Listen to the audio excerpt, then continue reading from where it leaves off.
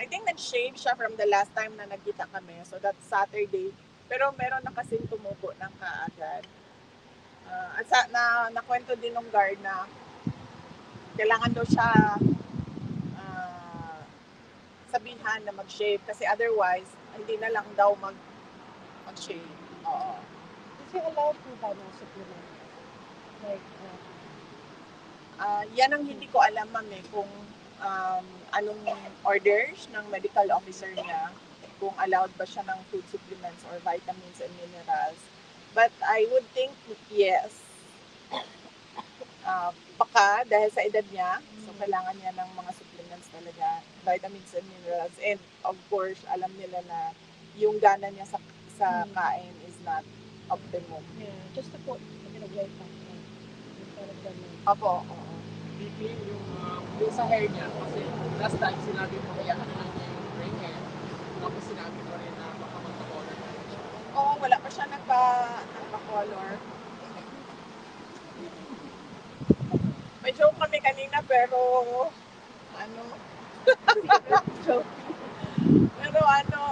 hindi pa siya nagpa-color ng buhok niya. Tapos nabanggit ko sa kanya, in Bisaya ba, na kibaw ka, nakabalos ka na kay, hindi ko alam kung dapat ko ba sabihin ang pangalan. Wag na lang, secret. Kibaw ka, nakabalos na ka kay Trillanes.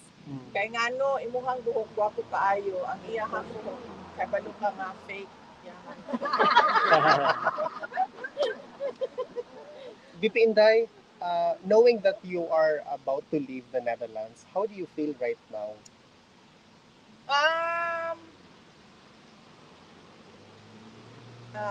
Well, I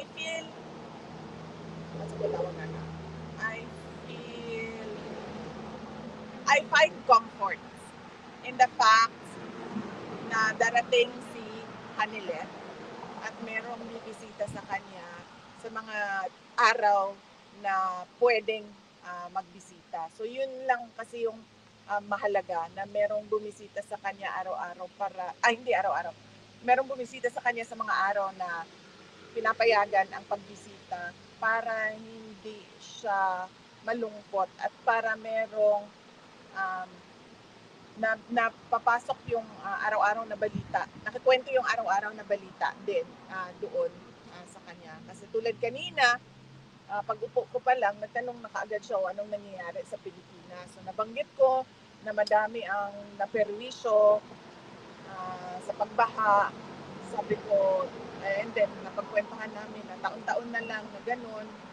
Pero wala talagang mga proyekto na nag-a-address sa baha. Ibig sabihin, inaantay na lang natin dumating yung bagyo at yung baha at maging biktima na naman tayo ulit ng baha taon-taon. So, yun yung napag-usapan kanina sa pagsimula ng aking bisita. Thank you, ma'am. Tanong ko lang po, kasi may breaking news kanina na-deny po yung motion to post bail ni Pastor Apollo. Na-ibalita niyo po ba sa kanya yun, or kung hindi, ano pong reaction niyo sa tungkol? Hindi ko nabalita sa kanya kasi ngayon ko lang nalaman na na-deny ang motion for bail ni Pastor Apollo Maguloy. Pero nabanggit namin kanina, napag-usapan namin kanina si Pastor Apollo Maguloy.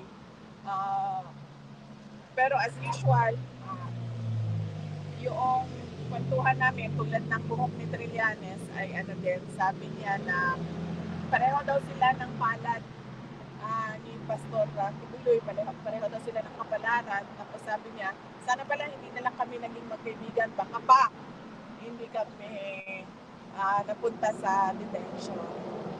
Tapos sabi ko wala namang kinalaman yung natawanan kami.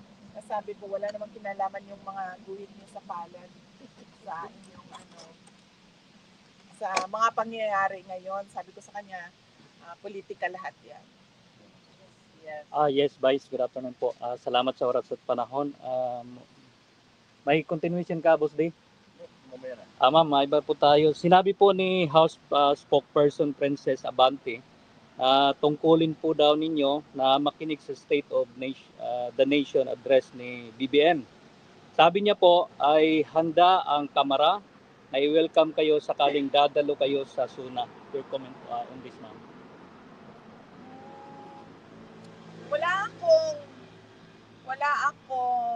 Wala tayong batas. Wala tayong batas na nagsasabi tungkulin ng mga Pilipino ang makinig sa presidente. Ang nasa batas natin nakalagay, tungkulin ng presidente ang magbigay sa atin, mga Pilipino, kung ano yung estado ng ating bansa. Siya yung may tungkulin, tayo walang tungkulin makinig. We have the rights to listen or to not listen. There is no law mandating us to listen to the president give his State of the Nation address.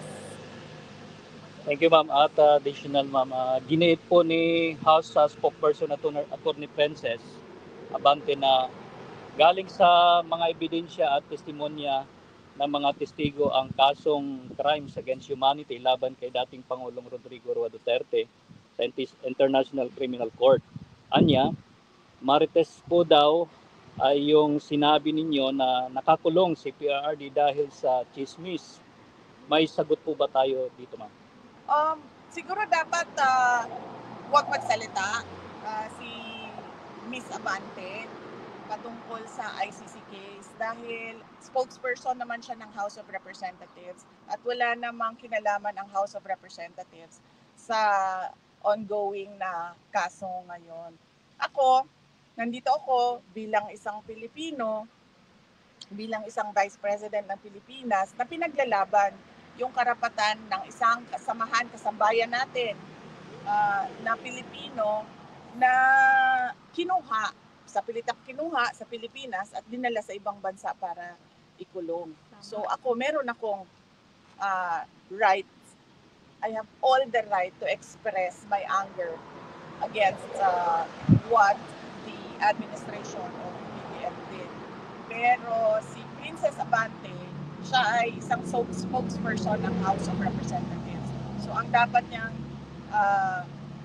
itinatopic o ibinabahagi sa taong bayan ay kung ano yung nangyayari sa House of Representatives. Huwag na siyang sumausaw. Ayun. Right. Huwag na siyang sumausaw sa it's out of her league. Thank you, ma'am. Ma'am, on other issue po, okay lang. Sinabi po ni Philippine Ambassador to the US na si Jose Manuel Romualdez na bukas po ang Pilipinas sa plano ng Amerika na magtayo ng isang ammunition factory sa bansa. Una nyo na pong pinuna yung foreign policy ni Marcos Jr. dahil sa masyadong pagkiling sa US. Ma'am, ano po ang masasabi ninyo dito? Makakabuti po ba ito sa bansa natin, plano ng Amerika na magtayo ng isang ammunition factory sa Pilipinas? Ang nakalagay sa ating saligang batas, no, na meron tayong dapat independent foreign policy. Kung yung ginagawa ng gobyerno ay kumkiling sa iisang bansa lang, ibig sabihin nun, wala na tayong true independent policy. So, dapat hindi lang ako yung kumukontra, lahat tayong mga Pilipino kumukontra sa plano na ito. Dahil ang ating mga galaw ay dapat for the interest of our country, hindi para sa interest ng ibang mga bansa. Hindi lang Amerikano, kahit anong bansa yan, hindi para sa kanila ang galaw ng natin mga Pilipino. Ang mga ginagawa natin ay dapat para sa interes ng ating bansa. So, Thank you, ma'am. Pabalik po tayo sa issue ng pag-deny sa main pastor. Sa pagkakakilala niyo po ba kay Pastor Apollo,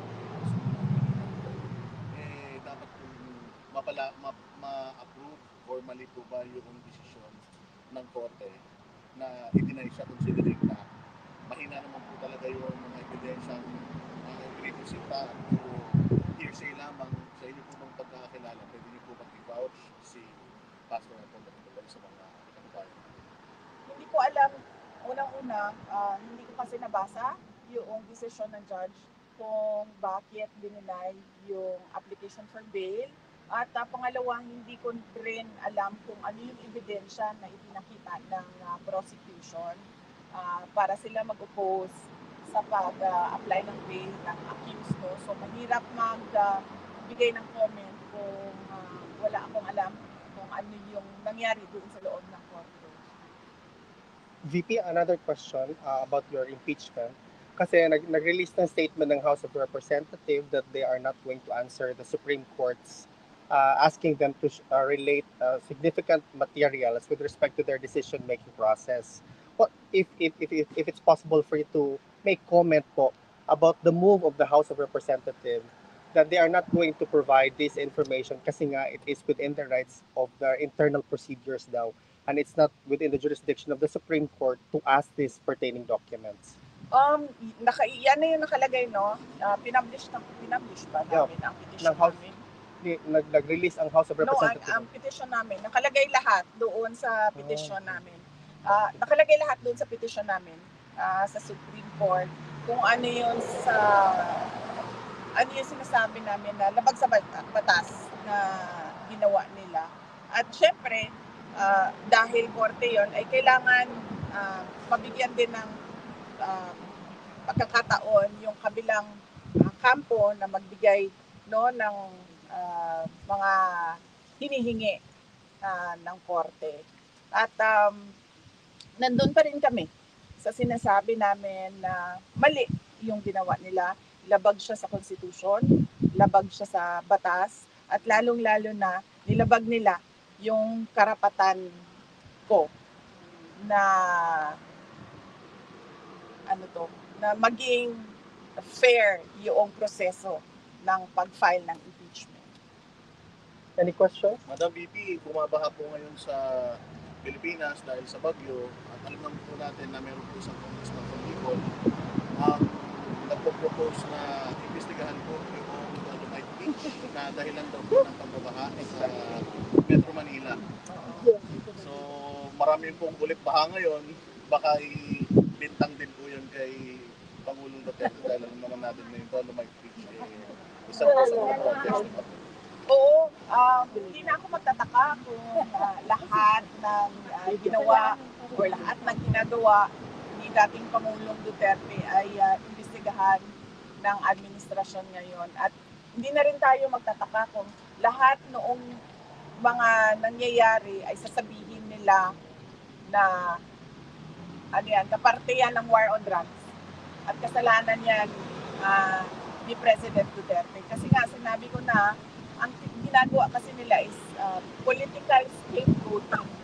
Ibig sabihin, ayaw nila tanggapin yung obligasyon, ayaw nila ibigay yung accountability sa mga problema. Tulad ng pagbaha, dapat kasi ang sasabihin mo niyan ay ano ba ang dahilan kung bakit nababaha?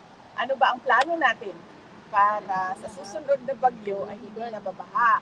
At paano ba natin i-implement yung plano natin na paniguraduhin natin na hindi na nasa-stranded o hindi na nabibiktima ng pagbaha ng mga tao.